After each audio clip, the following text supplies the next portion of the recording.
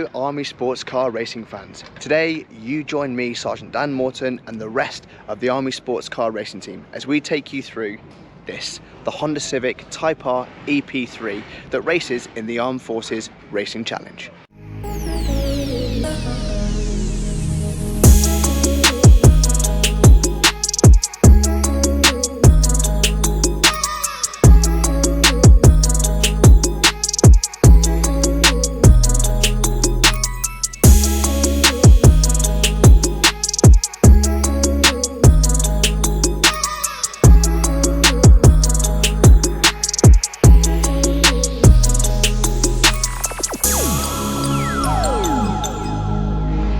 Right, so I'm here with Blair, one of the Army sports car racing team drivers, who's kindly brought down his Honda Civic Type R EP3.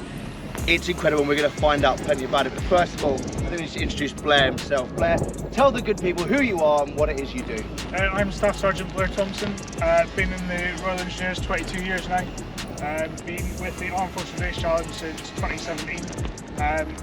Not in this car, but it was a different car when I started. But I'm glad to say this is the EP3 monster that it is now.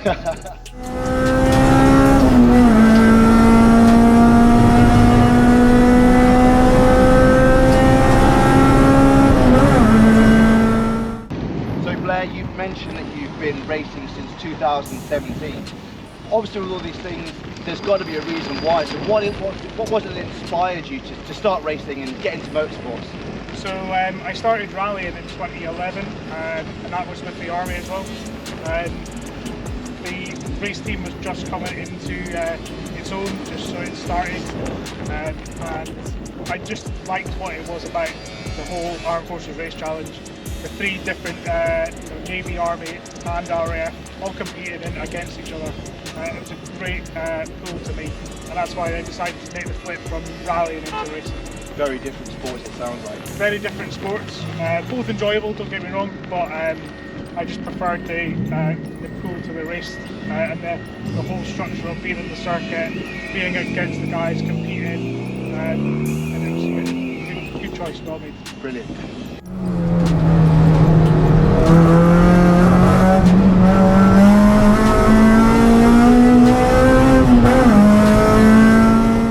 So Blair, you've mentioned that you started off in rallying back in 2011, so quite some time.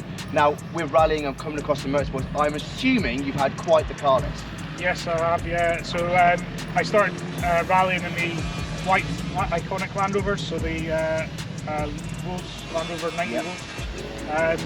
Did that for 3 years in the Wolves, and then decided to purchase a Peugeot 205. It had an MI16 engine and then changed it to a GTI 6 engine. It was something that I think I'd always dreamed of, owning my own rally car. And then I asked loads of people, loads of friends what it was, how to do it, how to get into it, and then progressed on from there to buy that Peugeot. Loved it. I had that for about 2 years, and then I decided that I wanted to enter the MSN Circuit Rally Championship. So I decided to sell the 205 and buy something a little bit more reliable, something that would allow me to compete against the field there. So I bought a Renault Clio 197 Cup. It was previously a recce car for a team up in Scotland, and then it was converted by a guy in Wales called Dave Davies to a rally car. I bought it ready built and used that for 3 seasons in the MSN Circuit Rally Championship. 2 quite successful, finishing 4th at the end of my 3rd season in class. Nice. And then decided to park the rallying, and then we've moved on to the racing, and I wanted a car that was could handle the racing circuits, was a challenging car to drive, but also something that people can look at and go, yeah, that's a nice car. Yeah. And certainly an EP3 is that. 100%. So yeah, I bought the EP3 as a trap car, and then did the little bits to it to turn it into the race car. Okay, brilliant. Yeah, this is definitely one that I think many people can relate to. The EP3 is fantastic, and we're definitely looking forward to hearing more about this car.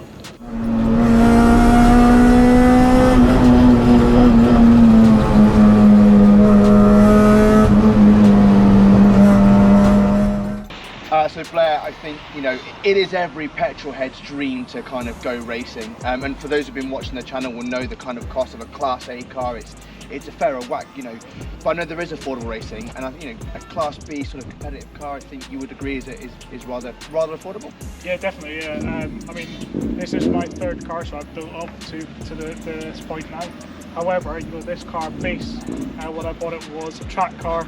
It was around just over 8,000, and then I've done little bits to it to turn it into the race car itself from a track car. So it is definitely doable and at a lot lower cost than, you know, the Class A cars. Yeah. And the championships that are really. So this car came pre-race prep. Yeah. So one of the biggest drags to me up for this car was the area Motorsport had done a lot of the work to it. I'm happy with the work that they do and what, you know, their performances on track show that they build decent cars. Obviously, I had a chat with them and went down, had a look at the car, and it was exactly kind of what I wanted. So went from there, bought it, and then started doing the little bits and adding it to make it a race car. Okay, so we've got our base car, brilliant. I suppose really now it's all the little kind of the add-ons, if you will. So what can we expect to be paying sort of for tyres as an example?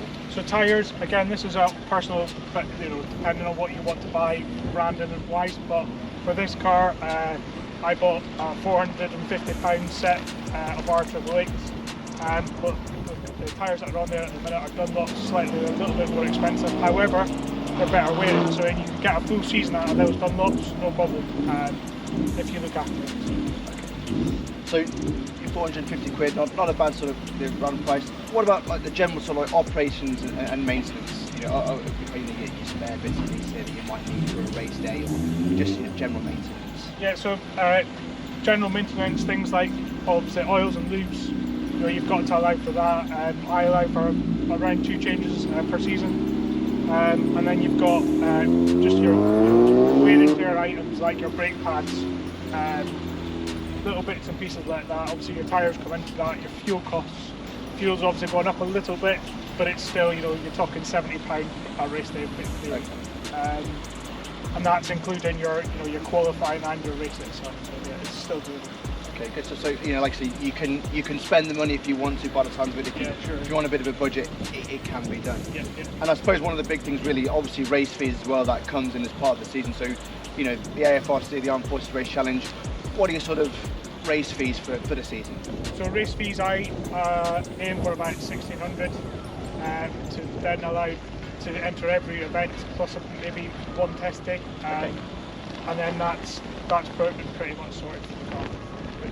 So all in all, Class B car considerably cheaper than the Army Holden that the guys have got. Yeah, definitely. Quite a lot cheaper. Yeah. Brilliant.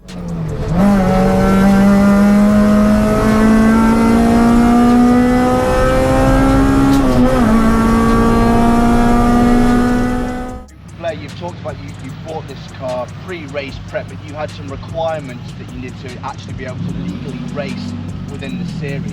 Can you talk us about what those sort of like requirements are? Yeah, so let's start with the safety side of things. So I was lucky enough that the roll cage provided the safety devices that were already built in this car, already with the Motorsport. So that's one thing that I didn't have to pay out for. However, you've got toe loops. Yeah. You've got your pull cords there, so for your electric and your fire extinguishers. And then you've got the fire extinguisher itself, plus the piping to go into it for your engine bay and the free well of the driver's side. So that's the safety bare minimum that you require for racing. And as long as you've got those in there, you are good to go to race. Yeah, you're good to go. That's brilliant. I think realistically now, I think it's time we've talked a little about the car. I think we need to kind of see it and really talk about what's under the hood. You know, what's inside the car. Really get a good talk about that. So if you don't mind doing that, that'd be brilliant. Of course, yeah. Right then, Blair, the bit that we all really want to know about, the kind of the horsepower, the power behind the punch, the engine that you're running, and of course a bit about the transmission. So please tell us a little bit about what's going on under the bonnet. Okay, so we've got the 2-litre VTEC engine with some slight modifications to it. So you've got the Tegola inlet going into your RBC inlet manifold. It's got standard throttle body on there at the minute. And then the other little bits and pieces for this is the M factory diff that's in the gearbox. Power wise, you're talking around 240 brake at the minute, which is pretty good considering, you know, there's fairly, well, in fact, no engine modifications. So that's pretty good, to be honest. Brake fluid wise, we've got the .6 in there as well, just to help with the braking. Fantastic. So it sounds like a cracking engine. Obviously, you know, the VTEC engine is absolutely bombers, as it were, and definitely a great choice for racing. Right, Blair, so we've talked about what makes it go, the power behind the punch, if you will. Obviously now it's really important to find out what it is that makes it stop and what makes it turn. Yeah, so this car again came with Yellow Speed Racing inverted coilovers, and it's also got the big brake kit on the front.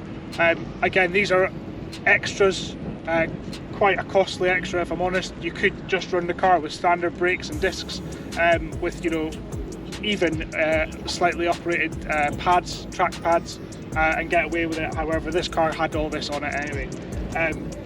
It's a nice costly option, like I said. However, it does make the car stop. It is very impressive braking. It's got the big brake discs, really good pads, and you're on Dunlop tyres, 17-inch Dunlop tyres. And I'm playing about with the widths just to get the feel for the car and the correct kind of handling that I want. Yeah, it makes sense. And as you said before, it's all about what you want to spend, I suppose, isn't it, really? Yeah, nice one. I really like it. That brake kit is absolutely gigantic. Yeah. But I think it's time to take a seat inside and tell us about what's going on inside. Yeah, no problem. Right, Blair, so here we are inside the EP3 itself. You look quite snug in that seat. Yes, but it's a good seat. Supplied by the Armed Forces Race Challenge through one of their sponsors, GoPro. Great seat. Highly recommend them. This seat is a GT seat, so it's slightly for the bigger type of people. However, it's still a snug fit because it's only 30mm bigger. But a great seat nonetheless. You've got the TRS harnesses as well, and then you're in here into the cockpit, as you will. Nice. So I'm loving the steering wheel. That's definitely not a standard Honda Civic Type R steering wheel. What is it you're working with there? So this is an OMP steering wheel. It's got a kind of suede with a deep dish centre on it. It also has a quick release mechanism on it, so you can, for ease of getting in and out, you can take that off and it makes it easier getting out. And then it's magnetic, click in, and that's back in. Fantastic. Now, you were talking about some of the safety requirements. I believe it was the extinguisher cut-off, etc., the engine cut-off. So yeah. I believe this over here, so for us that don't know what all this is, can you give us a little bit more detail about how it kind of all works? Yeah, so you've got your electric cut-off here. That is one feed, and it's got to be central so you can get to it as a driver. You've also got the other electric cut-off outside so if you're in a crash, the marshals can get to it from the outside, and then it cuts the power, all electrical power to the car. You've also got your fire switch, so that's this one here. So again, that's an electric pull, a fire system pull cord. Again, it's connected to the one outside, and this is connected to the fire extinguisher that's in the passenger footwell, and it's all connected in. Fantastic. Yeah, it looks absolutely fun. It looks like a serious piece of kit, and like you say, when it's a pre-made race car good to go, this is definitely something you expect. So I think, like I did with the Civic D3 Army Holden, I'm gonna have a go at trying to clamber into that, to your office space, if you will, and see what it's like. Yeah, by all means, come on, have a go. Right, so just like with the Civic D3 Army Holden, I'm going to try and attempt to clamber into this thing, just so you guys know how difficult it is when there's a roll cage and a serious race seat. So here we go. Please excuse me. I'm sure there's a knack to it. Oh, goodness gracious. Oh, wowzers. There it is. And again, just like that car, it's very snug in here. This seat just seems to just hold you in place, and the view, just all of it is, wow, incredible. Oh, I don't know how you do it. Well, Blair, thank you so much for taking us around your Honda Civic Type R EP3. It's been fantastic to get to know more about the car, the true kind of cost of a Class B car racing. Are you looking forward to the season? And if you are, what are you most looking forward to the AFRC season? Yeah, I'm looking forward to the 2022 season. It's going to be a good season. Good to get back out after all the COVID dramas and stuff like that. But yeah, really looking forward to getting into the competitive way again. Probably the track I'm most looking forward to is Donington, here at Donington. Amazing track. Unfortunately, I never got to race here in the last 2 or 3, 4 seasons. And I'm really looking forward to coming here and racing. Yeah, I can see why it's a fantastic track. Listen, Blair, thank you so much for bringing the car down and just sharing with everyone more information about the car, more information about a Class C car, and thank you so much for your time. That's all right. Cheers.